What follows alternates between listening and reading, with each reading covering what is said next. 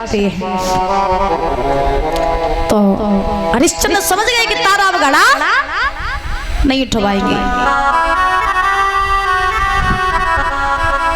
तो हरिश्चंद्र ने कहा ठीक है घड़ा ना उठवाओ तो ऐसा करो तुम हमें अकल बता दो। तो तारा बोली अकल बता रहे हैं कौन सी? सुनो सुनो हम तुम्हें एक अकल बता रहे हैं कि स्वामी देवी अकल बताई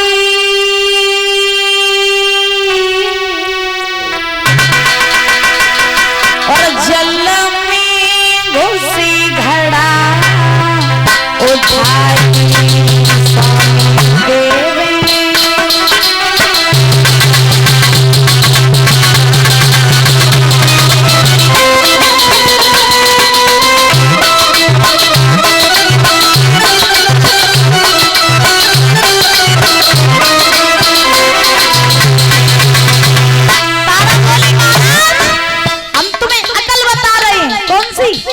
सुनो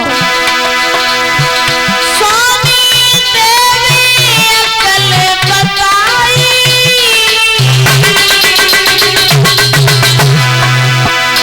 जन्म में घुसी घड़ा उठाई स्वामी देवी।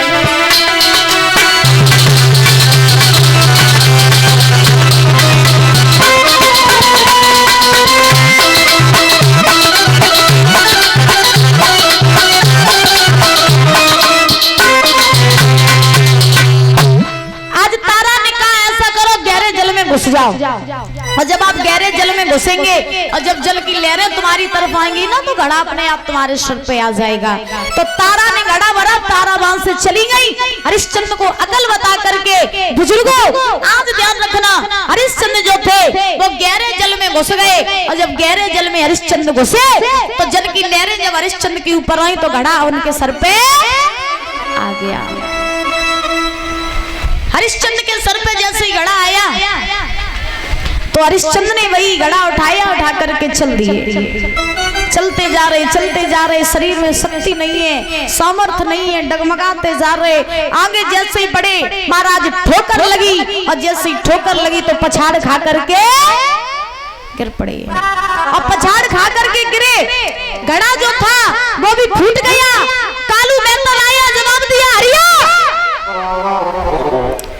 तूने ये घड़ा फोड़ दिया, इनमें पैसे नहीं लगते? जब पैसा का तेरे बाप के ये बता, ऐसे मैं तुझे कब तक घड़े खरीद करके लाता रहूंगा तेरे लिए? तू घड़े फोड़ रहा है, भोजन नहीं करता, तुझे शक्ति नहीं रही? हरिश्चंद्र ने हाथ जोड़ ली, महाराज क्षमा कर दो, मैंने 1 महीने तक भोजन नहीं किया, शरीर में शक्ति नहीं है, सामर्थ्य नहीं है, क्षमा कर दो, आज के बाद मैं ऐसी गलती कभी नहीं करूंगा।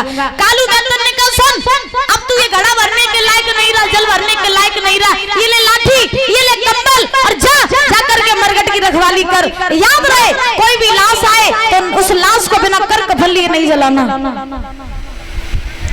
हरिश्चंद्र ने लाठी को ले लिया, कंबल ले लिया और मरघट पर जाने लगे, मरघट की रखवाली करने लगे। बारिश समय कहा जाता है कभी सर्दी कभी गर्मी, ये कुदरत के नजारे होते हैं।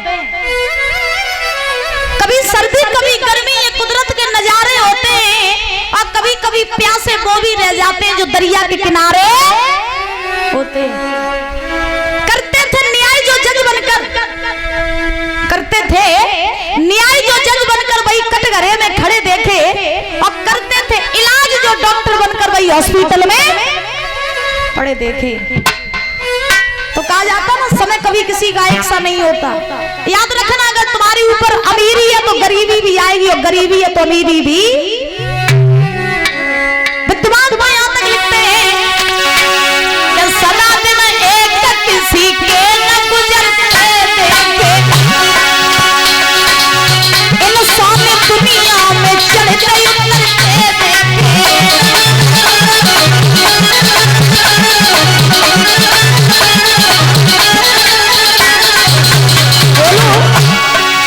सदा दिन एक किसी के न गुजरते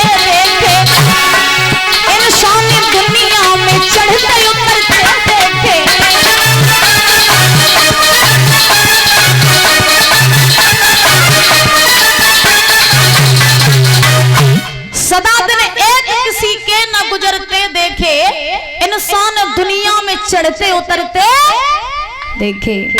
समय कभी किसी का एक सा नहीं होता है महाराज, ध्यान रखना। हरिश्चंद्र मरगट पर गए, जाकर के रखवाली करने लगे, मरगटिया बन गए। कोई भी लैस आती बिना कर कफन लिए लाश को नहीं जलाते। अब तो वहीं पर जाकर के हरिश्चंद्र अपना जीवन यापन करने लगे। व्यास नंदन श्री सुखदेव जी समझा रहे हैं राजन परीक्षित। इधर तारा जो है वो ब्राह्मणी के यहाँ पर भोजन बनाने का काम कर रही है। जब भोजन बनाने का काम कर रही है तारा, तो एक दिन एकादशी का दिन आया। तो ब्राह्मणी ने तारा से कहा, तारा तू अपने पुत्र रोहित को भेज दे और बाग से पूजा के लिए फूल मंगवा ले। तारा बोली ठीक। तारा ने रोहित को बुलाया, हाथ में डलिया को दे दिया, जवाब दिया बेटा जाओ जाकर के बगिया से फूल तोड़ लाओ। रोहित बोले ठीक मैया। हाथ में डलिया को ले लिया, चले बाग में पहुंचे। विश्वामित्र को तसल्ली नहीं हुई। विश्वामित्र ने काले सर्प का रूप धारण कर लिया और बाग में जाकर के फूल में छिप गए। दादा जब विश्वामित्र काले सर्प का रूप बना करके फूल में छिपे, तो रोहित जो है आज फूल तोड़ते जा रहे, डलिया में रखते जा रहे, फूल तोड़ते जा रहे, डलिया में रखते जा रहे। अब तो फूल तोड़ते तोड़ते रोहित उसी फूल के पास में पहुंचे जिस फूल में विश्वामित्र काले सर्प का रूप बना करके छिपे थे। रोहित ने कई फूल तोड़ने के लिए दादा हाथ बढ़ाया, और जैसे ही हाथ बढ़ाया तैसे ही विश्वामित्र ने रोहित की उंगली में डस लिया। और जैसे ही रोहित की उंगली में डसा विश्वामित्र ने, काले सर्प ने, रोहित के हाथों से फूलों की डलियां छूट गई, फूल बिखर गए। रोहित उसी बगिया में पछाड़ खा करके गिर पड़ा, रोने लगा, आंखों से आंसू निकलने लगे। अब माँ माँ कहते हुए उसी बाग में गिर पड़ा। आज उस बाग में कोई इतना नहीं है जो उस बेटे को उठा करके किसी वैद्य के पास में पहुंचा दे। रोहित मामा कहते हुए उसी बाग में पड़े हैं। इधर विश्वामित्र ने जाकर के काशी में आवाज लगाई, काशी के लोगों, किसी का लड़का बाग में फूल लेने के लिए गया था, उसे किसी काले सर्प ने खा लिया। जिस किसी मैया को लाल हो वो मैया चली जाए और बाग से अपने लला को ले आए। अब विश्वामित्र ने आवाज लगाई तो यही आवाज पड़ी तारा के कानों में, परीक्षित जी। और जब तारा के कानों में आवाज पड़ी तो तारा के दिमाग में झटका लगो, है मेरो ही पूत बाग में फूल लेवे काजे तो मोल जलगत के मेरे लला को काले सर्प ने खाई लो। सो मैया भोजन बनाए रही थी, सो भोजन तो मैया ने वहीं छोड़ दिया। छोड़ के आज मैया पहुंची ब्राह्मणी के पास में, हाथ जोड़ के बोली, माँ मेरो पूत बाग में फूल लेवे काजे गो तो मेरो रोहित भाई काले सर्प ने खाई लो। मैया अगर तुम्हारी आज्ञा हो गए अपने लला को ले आए, मैं नेको अगर देरी हो गई मेरो पूत मर जाएगा। मैया मुझे चलो जान दे। ब्राह्मणी ने जवाब दिया, सुन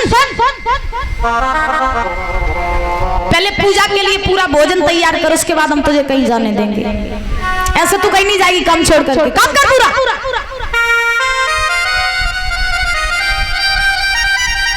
अब जब ये बात कही ब्राह्मणी ने तो तारा आई लौट करके वापस और रसोई में आकर के आज मैया भोजन बनाने लगी। अब सोचो कि जिस मैया का पूत बाग में मर रहा हो, क्या उस माँ का भोजन बनाने में मन लगेगा? बोलो मेरी माँ, जिस मैया को पूत मर रहा होवे मैया को भोजन बनाए में मन लगेगा? नहीं लगेगा। फिर भी मैया मजबूर होकर के आई, भोजन बनाने लगी, रोती जा रही, बिलखती जा रही। भोजन तो बना रही है लेकिन मन कहाँ है? रोहित के पास, मन रोहित के पास। अब आंखों से आंसू निकलते जा रहे मैया के, और मैया कहती जा रही, लाल मेरे अगर तुझे कुछ हो गया जीते जी तेरी मैया मर जाएगी। रोती जा रही तारा, बिलखती जा रही, भोजन बनाती जा रही। अरे भोजन रही बनाई और मात की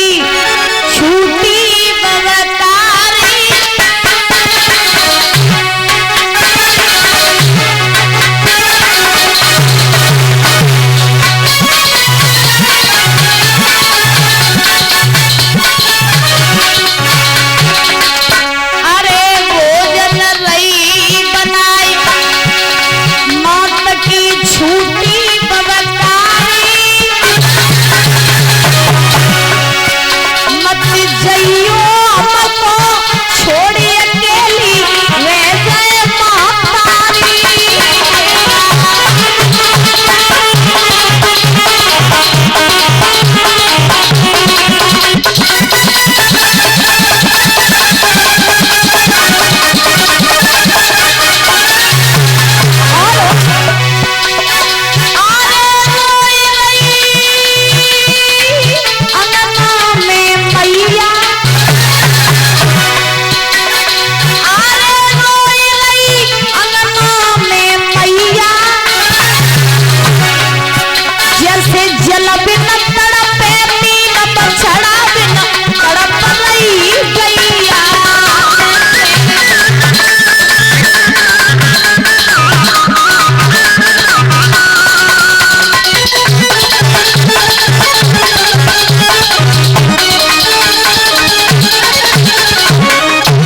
आज तारा जो है रोती जा रही, बिलखती जा रही।